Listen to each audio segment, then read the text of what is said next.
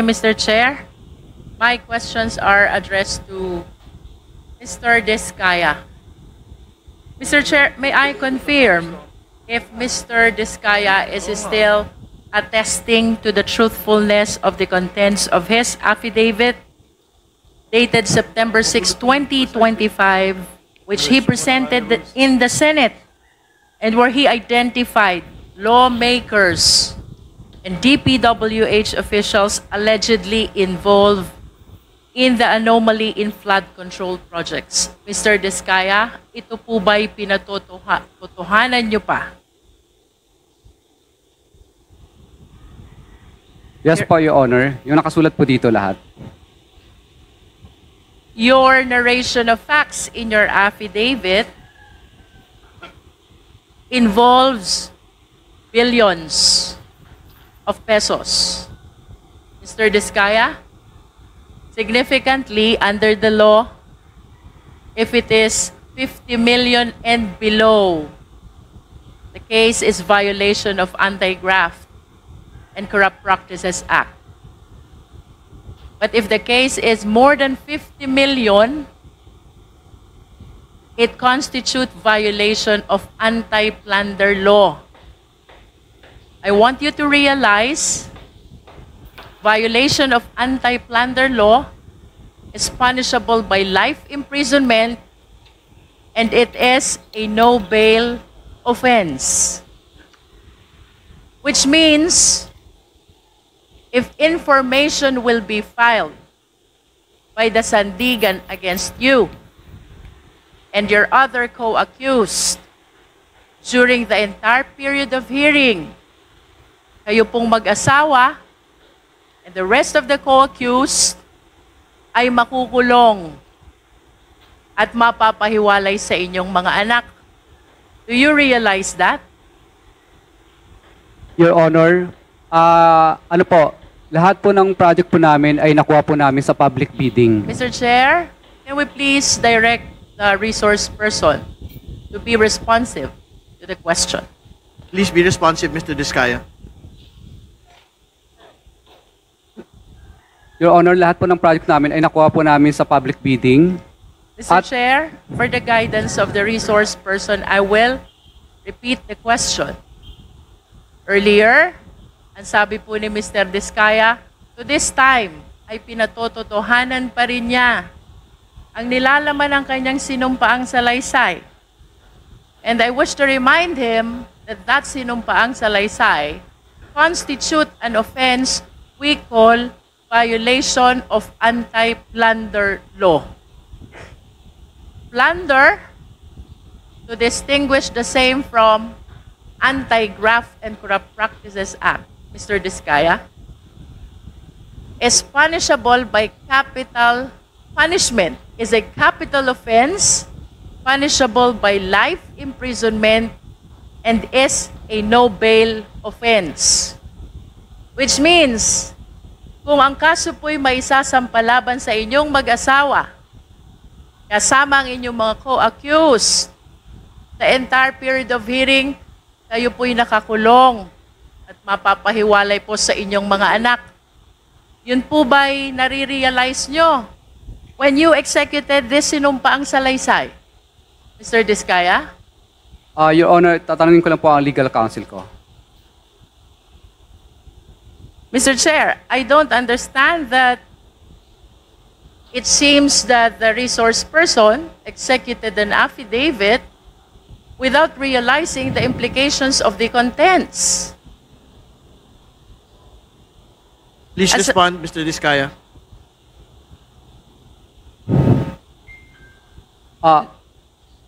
To simplify the question, Mr. Diskaya, nauunawaan niyo po ba ang repercussion, ang epekto, ang implication, ang consequence ng salaysay na inyong isinagawa sa inyong buhay, pamilya? Yes, Your Honor. Do you understand as well that in this affidavit, Mr. Diskaya, kayo po'y umamin na? Do you understand that?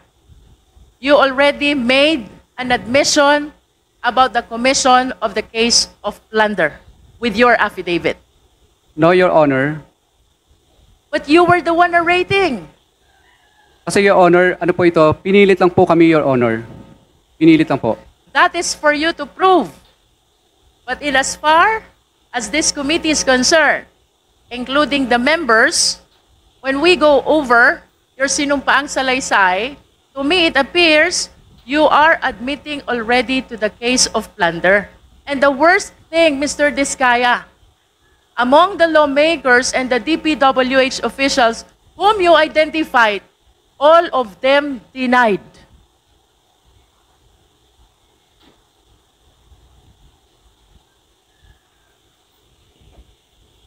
Do you understand the implication of this? I asked the lawyer. Attorney. Yes, please.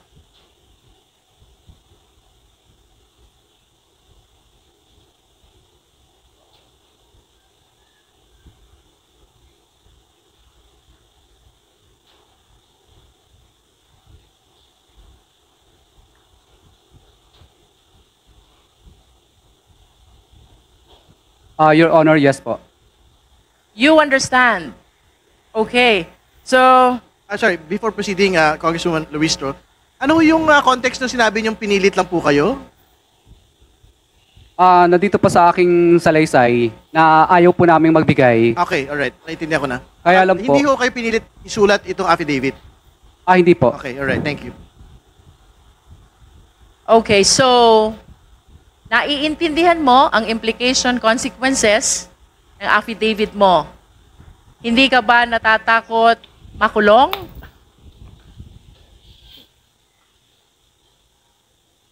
Natatakot, Your Honor. Hindi ka ba natatakot makulong ang asawa mo? Natatakot, Your Honor. Hindi ka ba natatakot na mapalayo kayong mag-asawa sa inyong mga anak? Natatakot, Your Honor. Then why? Kaya po Why nam- did you execute this affidavit?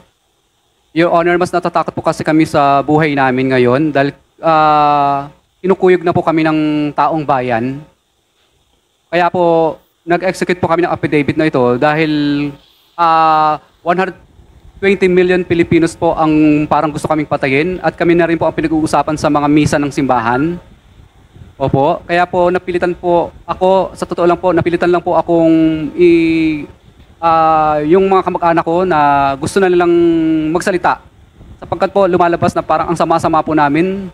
Parang gusto kaming patayin ng buong 120 million na Pilipino. Kaya ngayon po, naisip po ng misis ko at ako po na mas mabuti pong yung mga pinangalanan na lang po namin dito ang maging kaaway namin at yun na lang po, alam namin po na ito lang po ang papatay sa amin, itong mga taong ito. Hindi po yung 120 Pilipino na gusto kaming katayin. At yung nangyayari po sa amin dito ngayon ay parang nakakahiya. Para kaming magnanakaw, samantalang hindi naman po kami nagnakaw. Napilitan lang po kaming gawin ang bagay na ito sapagkat mutual terminate nila ang mga project namin, hindi kami pinasisingil. Road ride of way ang nangyayari po. Kaya po kami po ay sinigaw na lang po namin ito kasi namili po kami mag-asawa. Bulak, 1 kilong bulak o 1 kilong ginto. Ang pinili po namin, 1 kilong ginto. Dahil una, pareho lang naman siyang mabigat, yung bulak at saka ginto, pareho siyang mabigat. Pero pinili po namin yung ginto. Kahit po kami mamatay bukas o papatayin po kami ng mga politikong ilang piraso na ito, alam po namin na may dangal po kaming mamamatay. Kaysa naman patayin po kami ng buong Pilipino sa Pilipinas, na kahit saan po kami magpunta sa dulo ng Mindanao, Luzon at Visayas, ay parang kaaway po namin lahat ng mga Pilipino. Samantala ngayon po, natatakot po kami sa buhay namin. Alam namin kung sino lang ang kaaway namin. Yung mga pinangalanan po namin dito, ito na lang po ang alam namin kaaway. Hindi po 120 million Pilipino po ang kaaway namin. Kaya sana po, pagbigyan niyo po sana kami kasi yung iba pong mga gusto pa pong mag-witness ng mga contractor, kung ako po ay inyong parurusahan po sa ginawa kong ito at ako po ay papagalitan po ninyo, wala na pong iba pang sisigaw ng mga contractor sa buong Pilipinas. Dahil una matatakot na sila kung ano po ang mangyayari sa akin. Kasi ang mangyayari po, parang nagbibigay po tayo ng hudya sa iba't ibang pang mga contractor na, hoy, tingnan nyo, ang nangyayari kay Curly at saka kay Sarah, tutulad ba kayo dyan para mag-star witness? Hindi na sila sisigaw, parang nagbibigay po tayo ng anyaya sa lahat ng mga tao na ang maging star witness. Mr. Chair, if I may interrupt our resource person, I wish to believe that you are not yet a witness, much less a state witness. And that reminds me as well of paragraph 33 of your affidavit. Who gave you the idea about state witness? Bali, ano po, ito po ay sinubukan po namin sapagkat kami po ang Please respond to the question, Mr. Diskaya. ano po, tinanong ko rin po sa mga lawyers din po namin. What do you understand about becoming a state witness? Who decides for you to become a state witness? Ang ano po, presidente po at saka yung Senate po. I don't DOJ, think so, Mr. DOJ po. Diskaya. Becoming may a I state interject? witness is a decision that comes from the court and not from you. And there are requirements that we have to consider. If I may share this to the public, under the rules of court, to become a state witness, number one, the testimony must be, there must be an absolute necessity for the testimony. Number two, it can be corroborated. Number three, no other direct evidence. Number four, no previous conviction. And number five, the accused must appear as not the most guilty. Do you think with these requirements, the court will approve your application to become a state witness? Yes po, Your Honor. Do you appear as not most guilty? Yes po, Your Honor. But you have to realize nonetheless, Mr. Diskaya, it is not you who decide. It is the court who decides whether you will be admitted or not as a state witness. And if you are not admitted as state witness, definitely then you will be one of the co-accused. And with your admission that you made already in the Senate and before this committee, I think the offense of plunder is already established. That is why I wish to go back to the question. What made you decide to execute this affidavit, considering the very complicated consequences of your admission? Your Honor, I ask my counsel muna. Yes, please.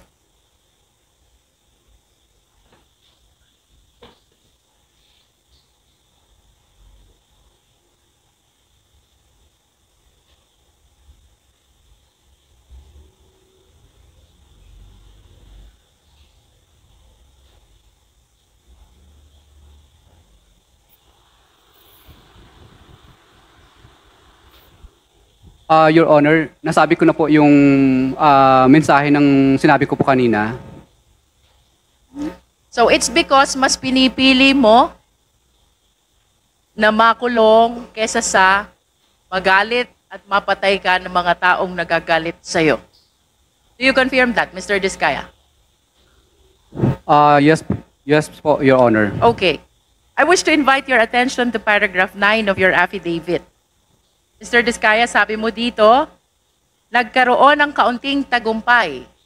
Kaunting tagumpay ang St. Gerard Construction, kaya minabuti naming mag-asawa na mag-expand at bumuo ng iba pang kumpanya. Can you please enlighten us, what is kaunting tagumpay to you? Your Honor, naging umunlad po yung aming kampanya, kaya po nagtayo po ang misis ko ng sarili niyang korporasyon. Can we please convert this into quantitative terms? Magkano po ba yung kaunting tagumpay na kinita ng St. Gerard which prompted you to incorporate additional corporations? Your Honor, wala po akong data sa ngayon, Your Honor, pero bigyan niyo po ako ng pagkakataon para po. But at least give us an idea. Is this millions or billions?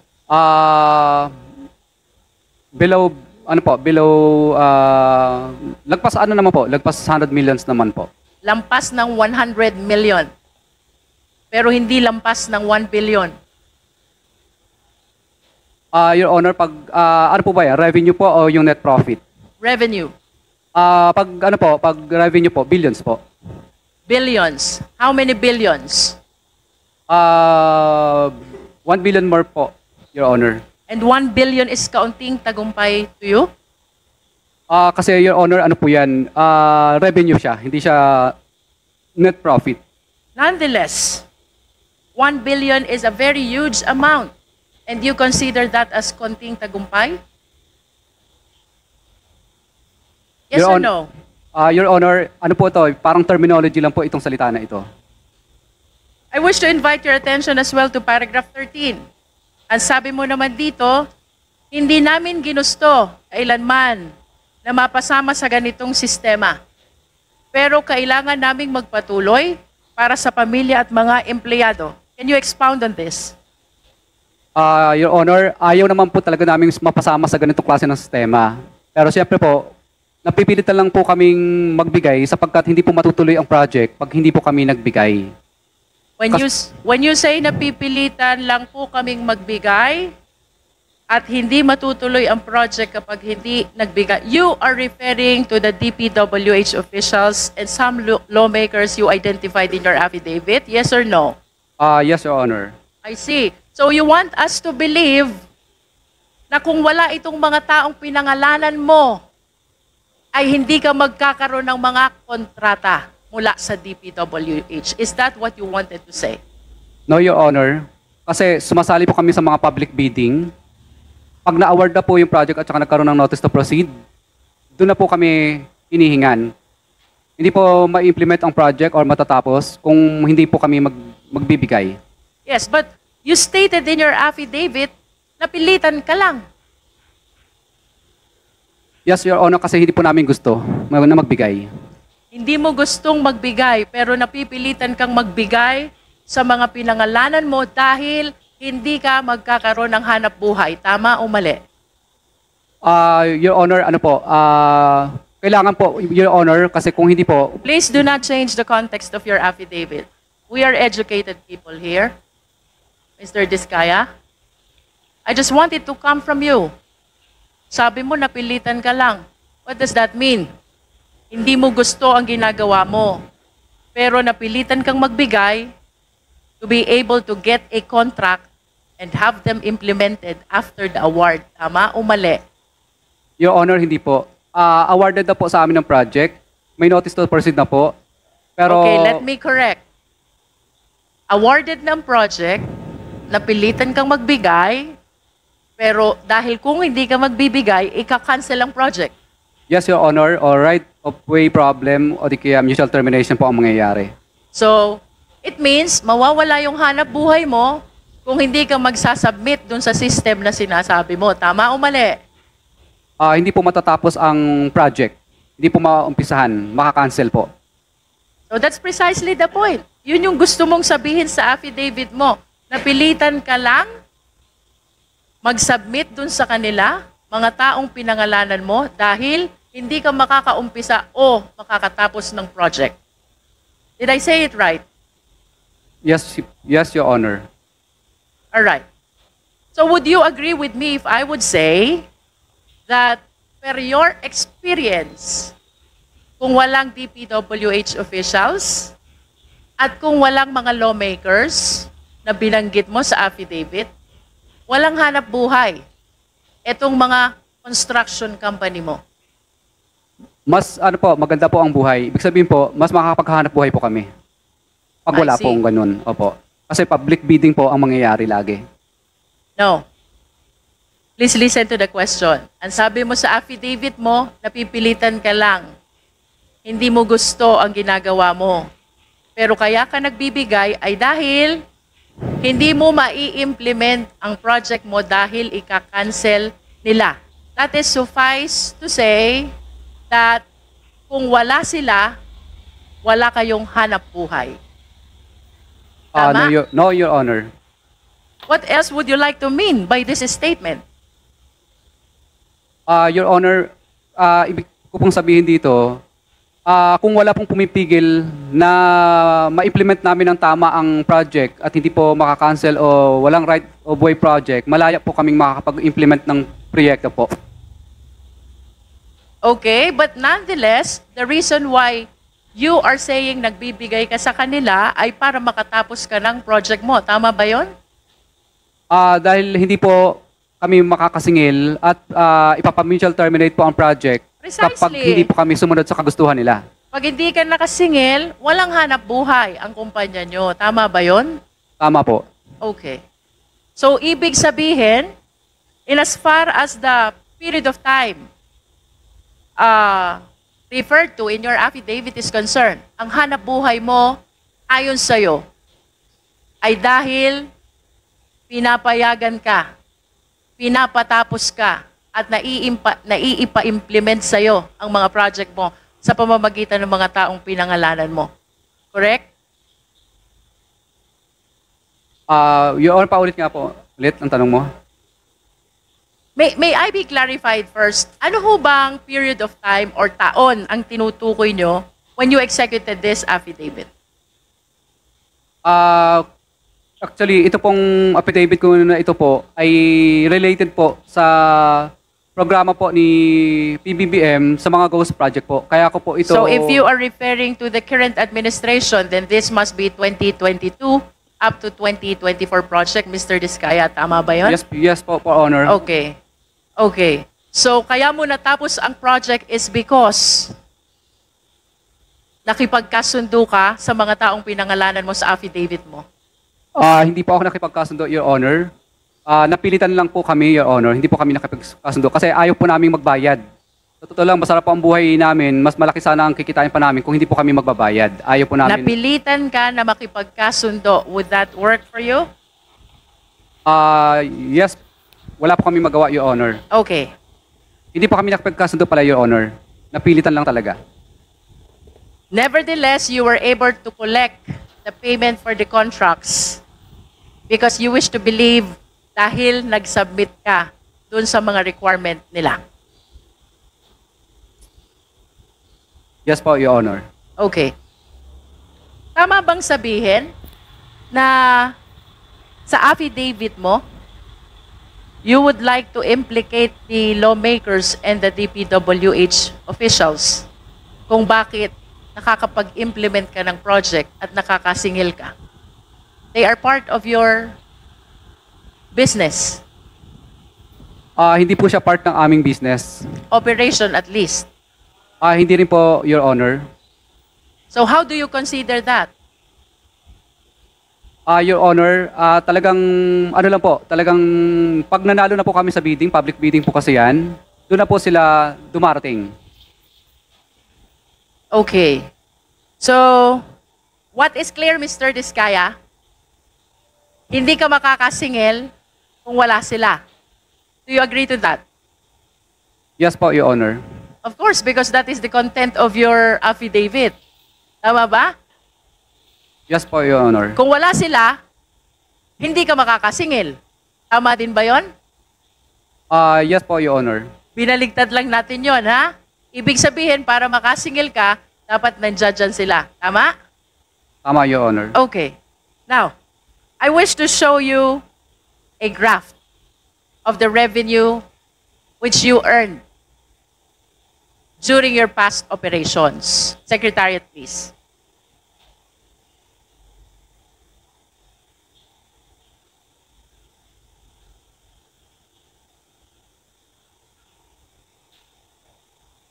There. Sabi mo, yung affidavit mo pertains to the current administration. So that is the second half of 2022 until 2023, at least for those that are shown in the graph. But if you will notice, Mr. Diskaya, yung revenue mo nag-spike 2017, 2018, 2019, 2020, 2021, and even the first half of 2022.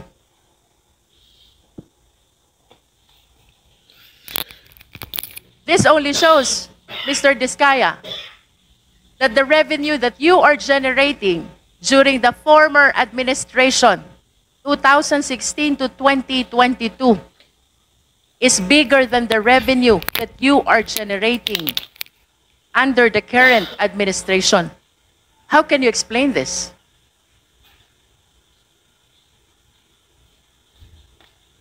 Your Honor, wala naman pong nanghihingi sa amin, kaya mapapansin niyo po, ang nakalista lang po dito ay during ano lang po, during ito lang po, sa 2022 lang po. Dahil ang naging topic lang naman po dito is about sa unprogrammed flood control projects po. Kaya related lang po ito sa mga unprogrammed na po na related projects lang po.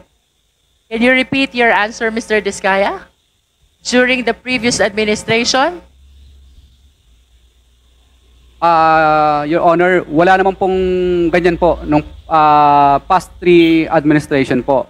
Bali, ano lang po, bali, ito po kasing unprogram lang naman po ang napag-usapan po na kung bakit ito po ang 2022 po ang ating isinama po dito. Are you saying na yung pagbibigay mo ng pera sa DPWH at sa mga lawmakers happened only during the current administration and did not happen during the previous administration? Wala pong ganun pong nangihingi sa amin, di pa po. Wala po, pero nilalabanan po namin sa tunay na bidding po. Nagpapadyaryo po kami. Of course, you know how hard it is to participate in the bidding, Mr. Diskaya. And it is impossible, improbable, if not impossible, that the reason why you generated bigger revenue from 2016 to 2022 is because what you experienced under the current administration did not happen during the previous administration, Mr. Diskaya. Wala pong, may nanghihingi rin po sa amin, pero ang totoo po niyan, pinadyaryo po namin. Kaya ano po, madalas po ako magpadyaryo, meron po akong mga, ano po, pinadyaryo ko po yung mga taga-DPWH kadalasan. Can we show the next slide, please?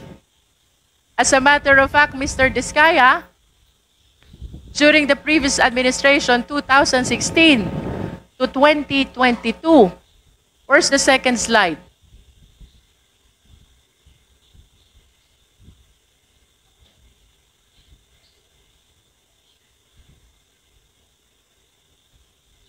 There. It shows that you are the top 1 contractor from July 2016 to December 2017. That's 1.5 years. The total value of awarded contracts is 12 billion. Please explain to me. Your Honor, nirespeto ko po yung report po na ni PCIJ po. Alam ko po nanggaling po sa PCIJ yan. Pero hindi po yan po ang nakadeclare sa amin pong financial statement po. At saka yung mga nag-ongoing. At karamihan nga po dyan is mga na-terminate po na project. Isinama lang po nila sa listahan pero ang dami po dyan mga na-mutual terminate po na project. If that is not correct, then how much is the amount of the awarded contract to St. Gerard? Hindi po ako sigurado pero titingnan ko po, bigyan niyo po ng time para sa data po niya. At least can you give us an estimate? Is that 10B or 8B? Parang naglalaro lang po yun sa wala pang 3 billion po kasi ang dami pong na-mutual terminate ng mga project. Mutually terminated contract. What do you mean by mutually terminated contract? Marami pong minsan yung iba po may mga right of way problem kadalasan. Mr. Diskaya, how can you explain to me that under the current administration, may nanghihingi? Otherwise, hindi ka patutuloyin sa kontrata. But under the previous administration, walang nanghihingi. Your Honor, meron din naman pong nanghihingi, pero takot sila pag napapadyaryo po sila. Katunayan po, yung mga taga-DPWs na yun, pag dumarating na po ang St. Gerard Construction, ang tawag nila sa amin, pasaway. Sinasabihan ko sila, pasaway ba ang sumunod sa RA 9184? Ano ba ang ibig sabihin sa inyo ng pasaway? Yung sumunod sa batas o yung hindi sumunod sa batas?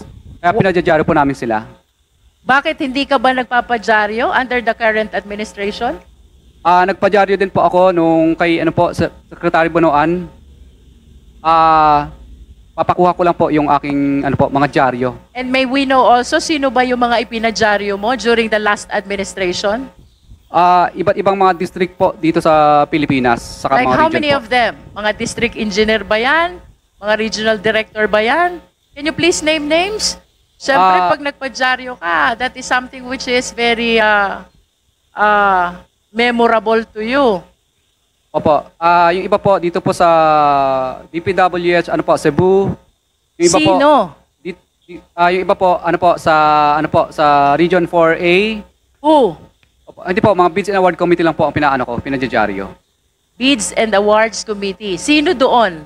Can you please name names? Hindi po, ang ginagawa ko lang po, binabanggit ko lang po yung pangalan ng distrito na yon, pero hindi ko po binabanggit yung pangalan ng Bids and Award Committee na nag-disqualified sa amin, kundi buong district po ang pinapangalanan ko. Can you please walk us through? Sige nga, kwento mo sa amin, ano yung sinasabi mong pagpapadyaryo? Mr. Chair, if What I are may, the contents of the if I may publication? interject, may we request for a physical copies of those tabloids na sinasabi po niyang siya po ay nagpadyaryo ng mga DPWH officials, lalo na po yung mga Bids and Awards Committees, para po malaman natin kung totoong nagsasabi po ng totoo ang ating resource person. Yes, Salamat po. Mr. Diskaya is ordered to submit copies of the publication of names in the dailies. Yes po, Your Honor. Mr. Diskaya, kindly continue explaining anong meron sa current administration compared to the past administration kung bakit, sabi mo, walang nanghihingi during the past administration. Your reason is, nagpapadyaryo ka noon. Ngayon ba, hindi ka nagpapadyaryo? Nagpapadyaryo din po, Your Honor. O balikan natin yung past. Ilang beses ka nagpadyaryo dun sa past administration? Marami din po. Sa bawat Can you please state the number? How many occasions na nagpadyaryo ka? Your Honor, marami-rami na rin po. Hindi ko na po masyadong maalala yung karamihan. Is it more than 10? More than 20? More than po, more than. More than 100? Hindi naman po. Your Honor, isasubmit ko na lang po yung mga na-recover ko But na give us an dyaryo. idea. Give us an idea. More than 20? More than 50 plus po yata yun. 50 50 plus yung naipadyaryo mo. But you were saying, ang laman ng publication mo ay just the engineering office. You do not include the name. Can you please tell us? Well, di ba nagpo-posting naman talaga kayo? Posting and bidding, during bidding, right? That's part of the requirement Yes po, under Your Honor. procurement law. Yes po, Your Honor. Anong laman ng publication pag pinadyaryo mo sila? Nasa front cover po lahat yung... What do you say? Anong nakalagay doon? Nakalagay po doon yung pangalan po ng DPWs niyan na kami po ay disqualified sa bidding at humingi kami ng tulong kay Secretary Mark Villar dati noon. Humingi kami ng tulong kay Secretary Mercado rin po noon at humingi rin po kami ng tulong kay Secretary Punoan din po. Is it not really one of the consequences of participating in the bidding that you can possibly be disqualified because of some requirements? What calls for publication kung na-disqualify ka? Your Honor, pag kami po ang nanalo sa bidding at pinipilit po kaming ipa-disqualify, doon lang po kami nagpapadyaryo. Pero pag hindi naman po kami nanalo sa bidding, hindi po kami nagpapadyaryo. Kasi talo naman talaga kami. And you honestly believe that that is the sole reason kung bakit yung na-experience mong panghihingi ngayon, ayon sa iyong salaysay, ay hindi mo na-experience noon. Yes po, Your Honor. Kasi That is the only reason? takot po sila pag nilalagay na po yung kanilang hatian doon sa dyaryo sa open letter. Is it not that dapat mas nagpadyaryo ka pa nga ngayon? Dahil sabi mo maraming nanghihingi sa'yo. Your Honor, kaya po ako naglakas loob na po ngayon na magsalita dahil kami po ay gustong tumulong po kay PBBM I po. understand. But prior to this time, Mr. Diskaya, kung noon, nasabi mo takot, palagi ka nagpapadyaryo, bakit hindi mo naisip yan? Why did you wait for the President to discover all the anomalous projects in Your- Bulacan before you came out to the open? Your Honor, Ilang beses din po ako nagpadyaryo at nagsusumbong pa po ako kay Sekretary ni Bonoan. Pero mapapasin niyo po sa open letter ko doon na parang hindi po pinapansin ni Secretary Bonoan yung dyaryo ko kasi tabloid lang ang dating. Chair? Yes, please. Quick interjection lang, Mr. Chair. Yes, please proceed, yes. Siguro we have to put it on record that some of the Kongs that were mentioned were not part of the 19th Congress. And That is correct. to add lang, Mr. Chair, hindi ka naman magkakaroon ng disqualification kung nagko-comply ka. Thank you. Yun lang, Mr. Chair. Mr. Chair, I just want to manifest that I really find it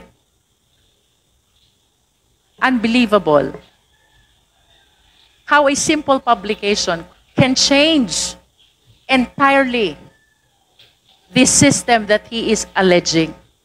Dahil lang sa pagpapadyaryo, his allegation na may nanghihingi under the current administration is entirely absent during the past administration. Mr. Diskaya?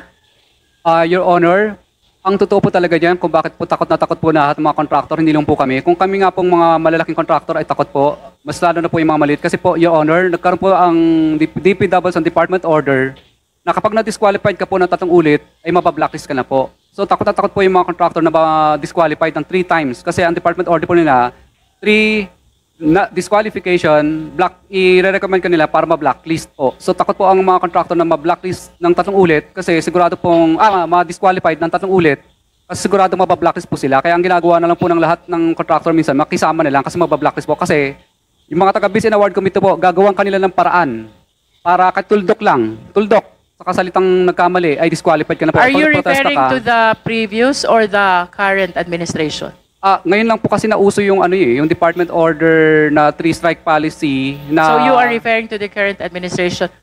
Let me simplify my question, Mr. Diskaya. I'm about to conclude. Yes po. Kasi naghigpit po sila ng husto para po yung... Mr. Diskaya, if I may interrupt, I will simplify the question. Yes po, Your Honor. Would you like to say na sa current administration may nanghihingi, pero sa past administration walang nanghihingi? Your Honor, meron din naman po na may nanghihingi po. Pero hindi ganun kahigpit po. For example po, hindi uso ang 3-strike policy po noon. Na pag naka-disqualified po ang contractor na 3 ulit, magpa-blacklist na. Alright. With your admission na may nanghihingi din po, question, bakit hindi mo sinama doon sa affidavit mo? Your Honor, ano po yun? Hindi naman po naging successful yun. Kaya hindi ko na po... Nonetheless, may nanghingi pa rin. It's you who admitted. May nanghihingi din po during the past. You know why I'm asking you this line of questions? Because there is a principle in the law of evidence, falsus in uno, falsus in omnibus. False in one testimony is false in all testimonies. Bakit parang nagkaroon ka ng selective amnesia, Mr. Diskaya? Would you like us to believe na may nanghihingi during the current administration tapos walang nanghihingi during the past administration? How would you even explain na during the past administration, top 1 contractor ka from PCIG data and yet you are claiming walang nanghihingi unlike during the current administration? What I wish to point out, Mr. Diskaya, your affidavit is full of inconsistencies and lies. Your Honor, ang affidavit po na ito ay tungkol lang po sa pagsuporta po namin kay PBBM po. Kasi po, ang kanya pong finalash po sa TV nung nakaraan po ay report po tungkol sa mga unprograms po na project. Kaya dito lang po ang salaysay ko hanggang... Okay, then let me ask you, if you are saving your statement by claiming that you are pertaining only to what the President discovered as anomalous projects during his administration, let me ask you, sino yung mga nanghihingi during the past administration? Your Honor, ano lang po,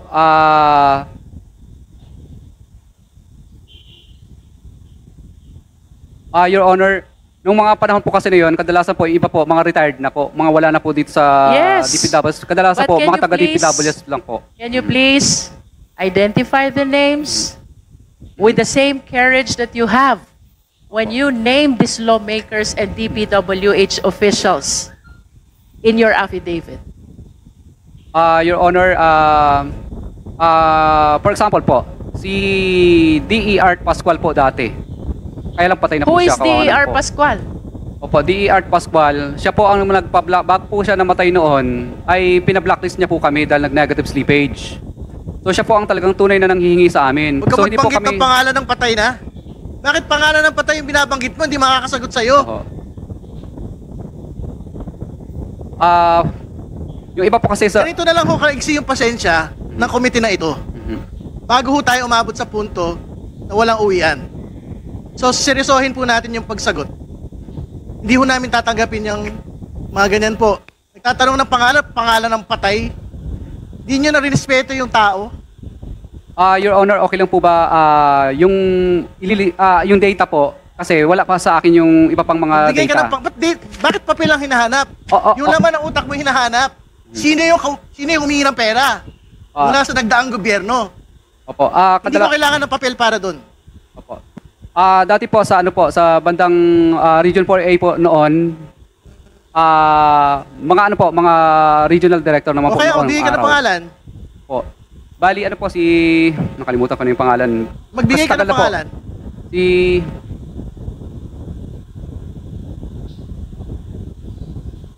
Basta RD po dati yun ng Region 4A po dati noon.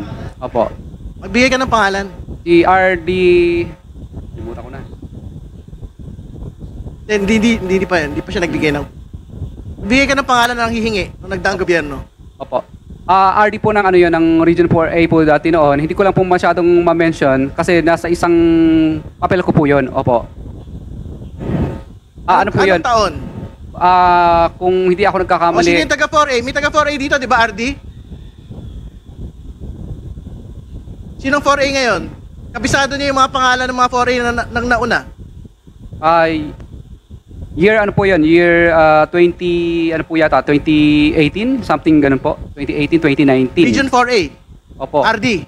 Opo. O sino yung 4A RD? Ngayon, pumunta kayo rito. Sabihin niyo yung mga nagdaang RD. Huwag ka na kayo magkamayan. Director Samson Hebra po dati nung araw. Buhay pa ba yun? Buhay pa ba yun? Yung mga taga DPWH, buhay pa po ba yun? Sige, pakiulit yung pangalan. Director Samson Hebra po. Humihingi ng pera sa inyo. May inuutusan lang po siya na kailangan ay magbigay po at may pinakukuha. Pero hindi po kami pumayag. Magkano yung hinihingi? Ano po, parang nasa ano po yata yun, parang 10%. Para kanino? Para daw sa, basta may ayaw po niya, basta taas lang. Yan lang po Ano na sinasabi. naman yung taas? Ano na naman? Baka yung taas, magtututuro ka na naman kung sino-sino. Wala po. Sino yung taas? Wala pong binanggit sa akin ng mga politiko, basta taas lang. Congressman Lucy, please proceed. Mr. Chair, I wish to wrap up, no? If we can bring back the slide, there is an admission also already from the resource person that even during the past administration ay may nanghihingi. However, it appears na he refused to disclose the names, unlike the way he did in his affidavit when he identified the alleged lawmakers and the DPWH officials. With that amount of awarded contract to Mr. Diskaya, that is 12 billion. Pagaman, he is questioning the amount, no? I do not understand why a simple publication would make a difference between the previous and the current administration. If he is claiming na yung mga pinangalanan niya na mambabatas at DPWH officials ay nanghihingi, what makes the situation during the past administration different? Bakit ayaw niyang pangalanan? When in fact, during the past administration, he is the top one contractor. I wish to ask, Mr. Chair, nagkaroon ba ng selective amnesia si Mr. Diskaya? Tanda niya yung mga nanghingi sa kanya during the current administration. Pero it seems he totally forgot already about the people who might have asked for the same requirement as well during the past administration when he ranked number 1 with regards to the biggest awarded contract among the contractors in the entire country, Mr. Chair. And I wish to remind our resource person, hindi pwedeng ang pagsasabi ng katotohanan ay selective lamang. When you take your oath to tell the truth and nothing but the truth, you have to disclose everything. Hindi pwedeng ang i-disclose mo lang 23 up to 24 and then 2016 to 2022 nakalimutan mo na. How can that be possible, Mr. Diskaya? And of course, let us remind our resource person again, falsus in uno, falsus in omnibus. I am questioning the veracity of your affidavit. It is full of inconsistencies. It is full of false testimony. And with your refusal to disclose what happened during the past administration, it casts doubt, strong doubt, on the truthfulness of the contents of your affidavit. Mr. Chair, I conclude.